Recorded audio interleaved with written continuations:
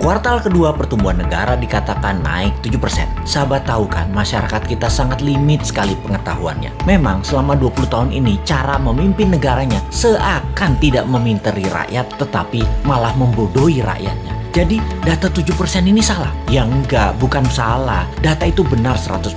Tetapi pemahaman masyarakat yang awam, terutama pengagum pejabat-pejabat saat ini, salah memahami arti naik 7% itu yang memang digiring ke arah tidak paham. Demikian juga oposisi. Itulah mengapa New Mind tidak impress dengan oposisi, tidak mau gabung dengan oposisi, karena memang aneh dan gak paham bernegara semua. Semuanya politikus, bukan negarawan. Sisanya barisan pasukan yang dikatakan penjual agama yang kalah dengan mereka yang pakai kampanye kebinekaan yang didukung dengan cuan yang besar. Begitu angka 7% kuartal kedua naik, oposisi bengong. Gak ngerti atau malah nuduh data tersebut hoax. Sementara pengagum pejabat mengatakan tuh naik kan, hebat kan pejabatnya. Sementara realita tetangga seputaran dan orang jauh sebelum PPKM sudah berat ekonominya. Sekarang lebih gak muter lagi, nambah sekarat, butuh oksigen. Kok gak ada yang naik? Begini melihatnya. Biar makin paham bahwa New Mind mencoba memberikan pemahaman cara cerdas bernegara. Naik 7% itu year on year. Paham?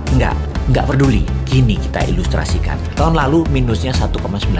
Tahun ini minusnya 1,7%. Naik dari minus 1,9% ke 1,7% itu naik sekian persen. Betul kan? Ya betul, naiknya begitu kira-kira. Bukan dari 1,9 minusnya total lompat plus 7%. Ya bukan begitu.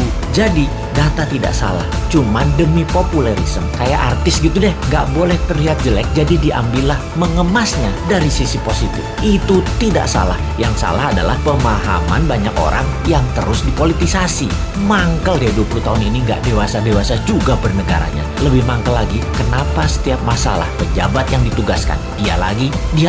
Ini menunjukkan apa? Tidak ada yang mampu, atau dia tidak paham mengelola, atau manajerialnya lemah, atau dia memiliki gaya kepemimpinan yang lain, yaitu gaya kepemimpinan yang menugaskan anak buah, dan kalau anak buah salah, anak buahnya yang disalahin karena ketidakmampuan tersebut. Posisinya kayak menang, kayak raja. Kalau kayak gini ini bukan leader yang baik. Kalau di perusahaan ya, seorang direktur memanggil 5 manajer di bawahnya dan menugaskan masing-masing departemen harus untung, harus membuat profit. Bayangin, buat profit itu kalau di perusahaan. Kalau menteri mah nggak buat profit, hanya menyelesaikan masalah non cash. Harusnya gampang ya. Lalu manajer tadi tidak ada yang menghasilkan profit. Direksi tadi marah-marah. Kenapa? Target tidak tercapai. Manajer balik lagi kerja, nambah runyam, bukan nggak profit malah rugi. Direksinya nambah marah-marah. Ketika laporan ke pemegang saham, direksi mengungkapkan kinerja manajernya. Entah bagaimana, mungkin karena shareholdernya bukan orang pintar juga, mereka banyak yang setuju memang manajernya yang nggak bisa kerja, setuju dengan direksi. Di sisi shareholder, ada shareholder yang minoritas yang mengatakan bukan, itu direkturnya yang tidak bisa mengajarkan manajernya, tidak directed leader, tidak berpengalaman bisnis multinasional, memang dia yang tidak mampu.